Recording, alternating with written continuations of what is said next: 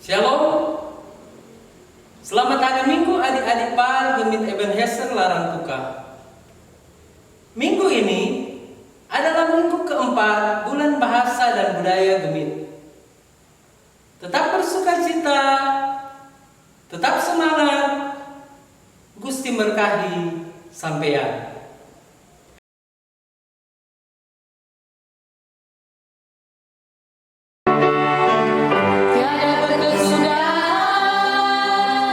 Kasih setiamu Tuhan, selalu baru rahmat-Mu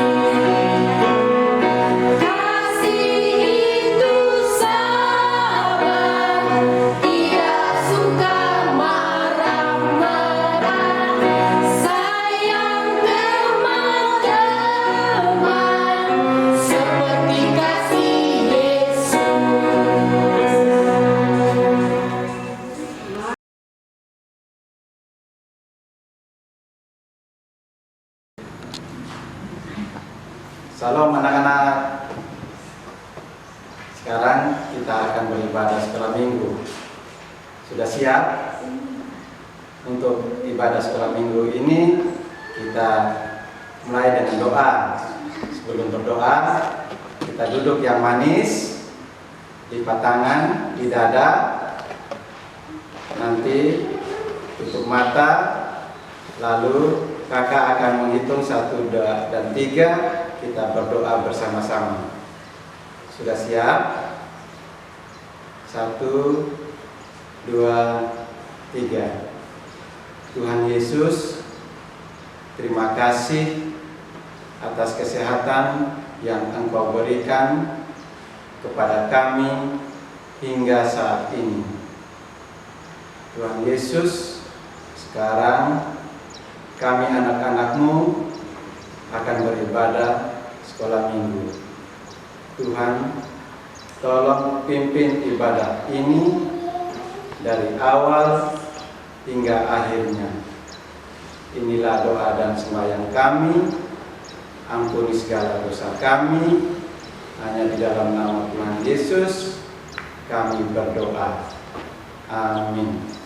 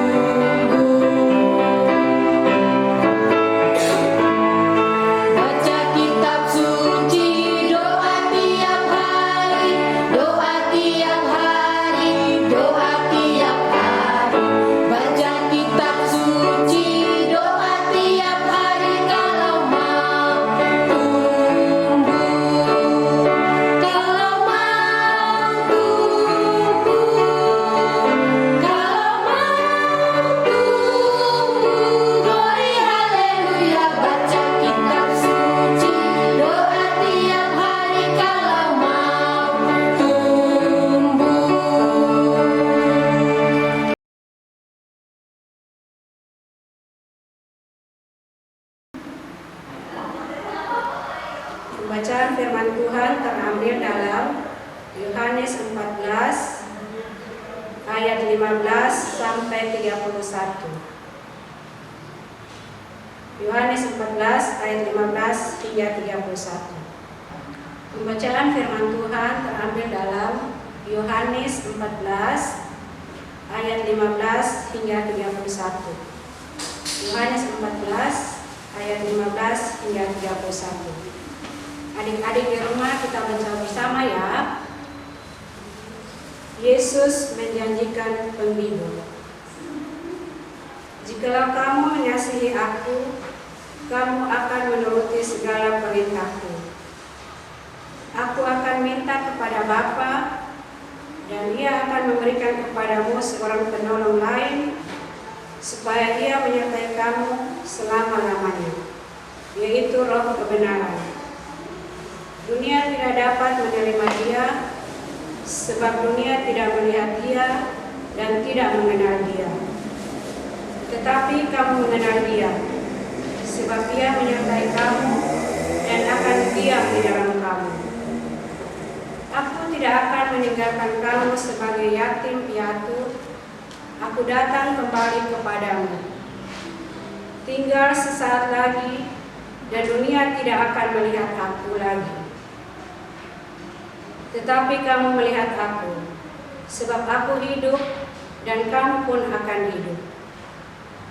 Pada waktu itulah kamu akan tahu bahwa aku di dalam Bapa-Ku dan kamu di dalam aku dan aku di dalam kamu.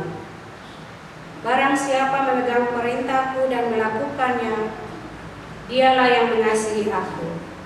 Dan barang siapa mengasihi aku, ia akan dikasihi oleh Bapa-Ku, dan aku pun akan mengasihi dia dan akan menyatakan diriku kepadanya.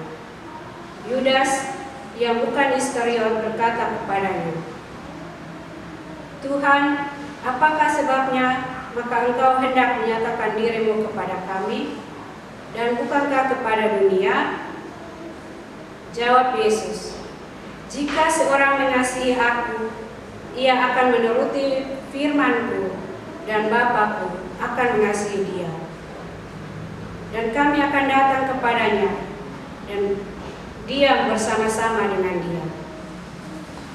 Barang siapa tidak mengasihi aku, ia tidak menuruti firman-Ku.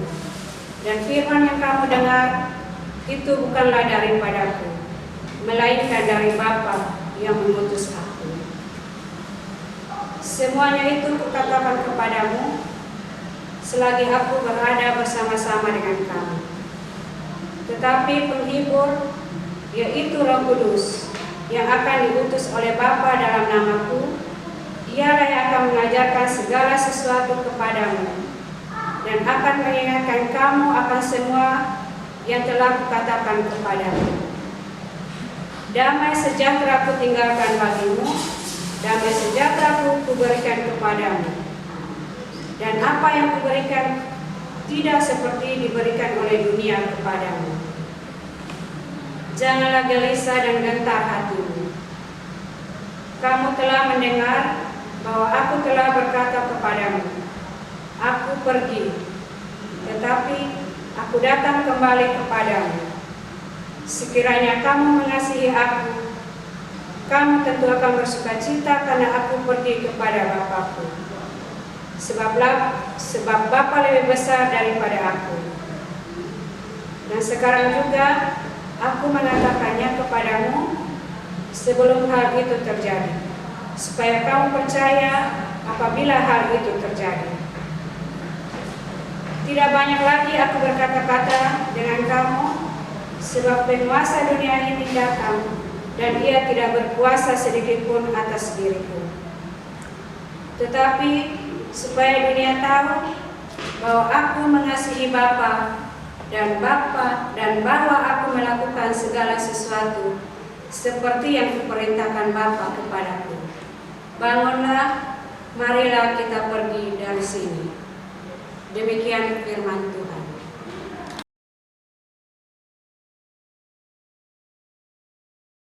Shalom.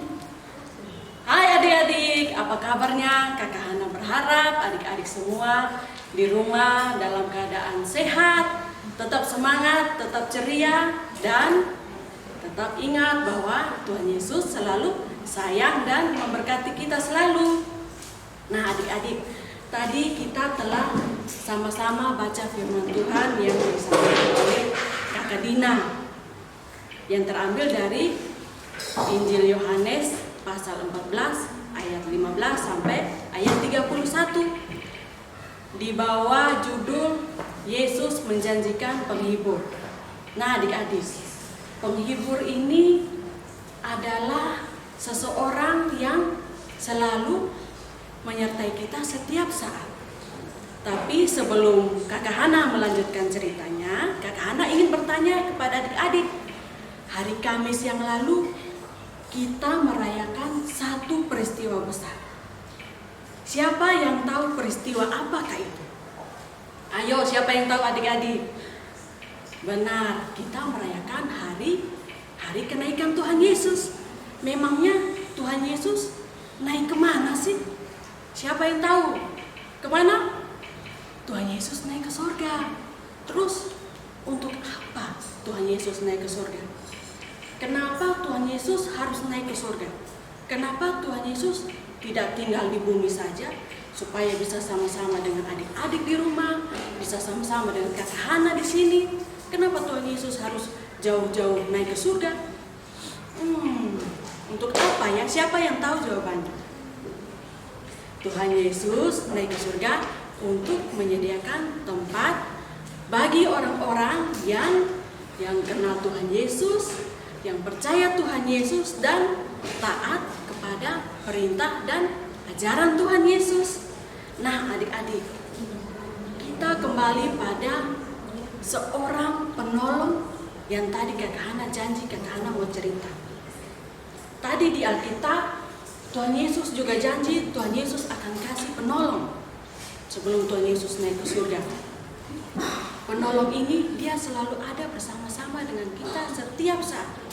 Mau pagi, siang, sore, malam, kapanpun dia selalu ada sama-sama dengan kita.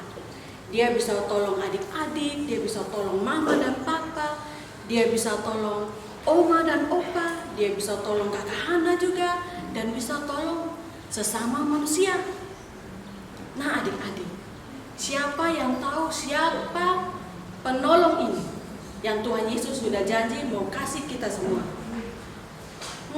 Penolong itu adalah Roh Kudus. Penolong itu adalah Roh Kudus.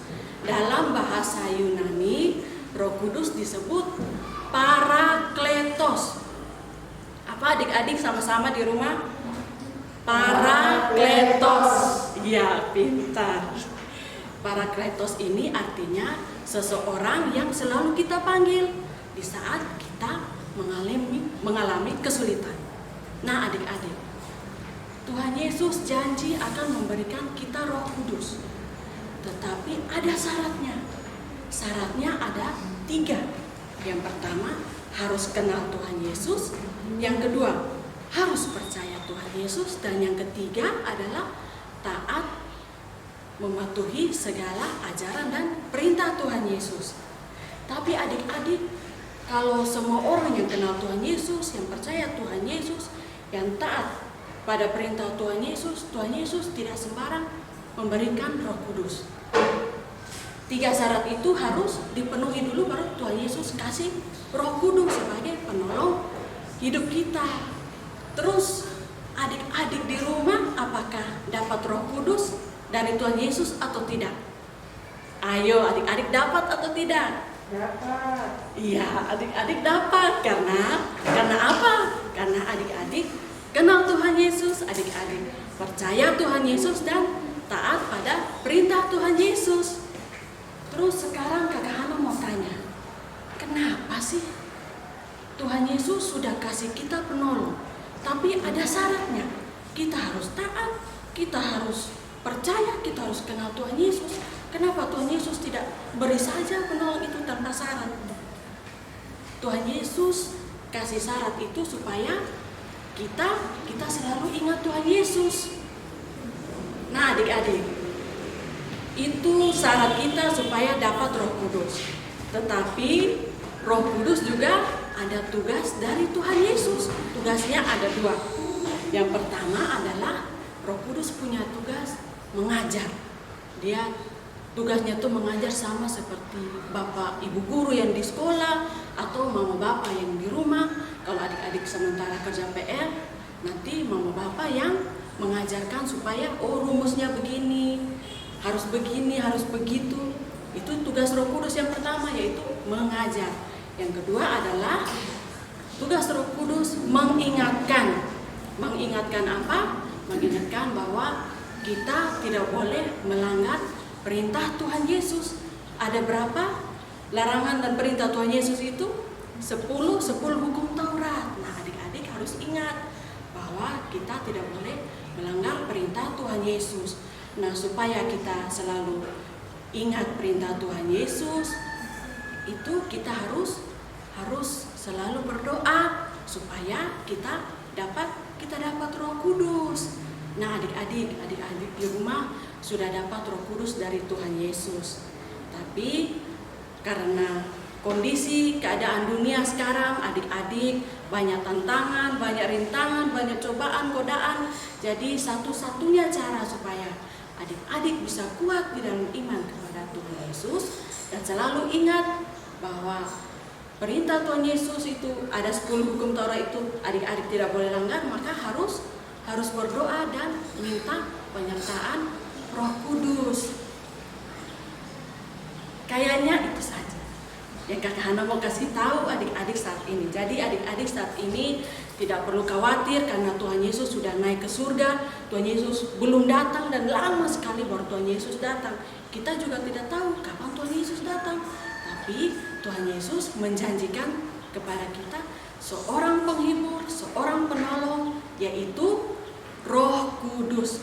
Caranya hanya satu supaya kita dapat, yaitu berdoa. Karena itu adik-adik selalu berdoa. Adik-adik yang sudah rajin berdoa tetap berdoa. Adik-adik yang masih malas berdoa harus rajin berdoa supaya Tuhan Yesus jaga kita semua. Oke adik-adik, itu saja Kak Hana berharap cerita firman kita hari ini adik-adik semua di rumah mengerti dan Tuhan memberkati kita semua. Shalom. Shalom.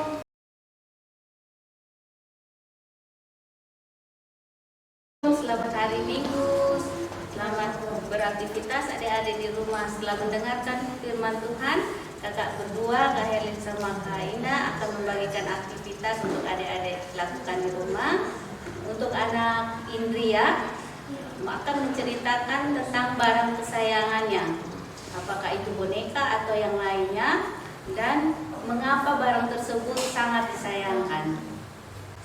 Oke, sekarang tugas untuk anak-anak tengah dan anak-anak tangguh, yaitu membuat karya dari barang bekas, contoh seperti membuat toples untuk celengan. Jadi adik-adik bisa menggunakan barang apa saja dan membuat karya apa saja. Kemudian aktivitas untuk anak remaja, yaitu menyanyikan lagu Kasihnya Seperti Sungai menggunakan bahasa daerah masing-masing sesuai dengan pakaian adat yang digunakan. Jangan lupa aktivitas hari-hari difoto atau divideokan oleh orang tua dan diupload pada Facebook Par Ebenezer Larantuka periode pelayanan 2020-2023. Ditunggu ya.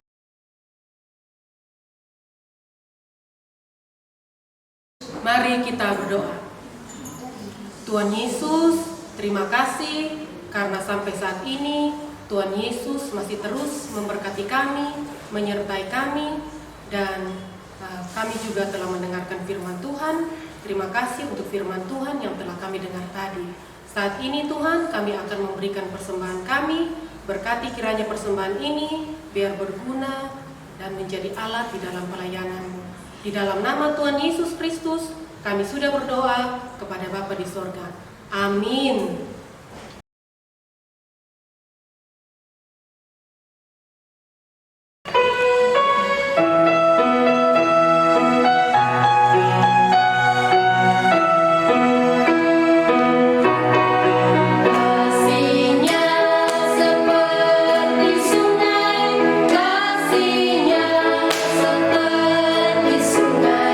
Kasihnya seperti sungai di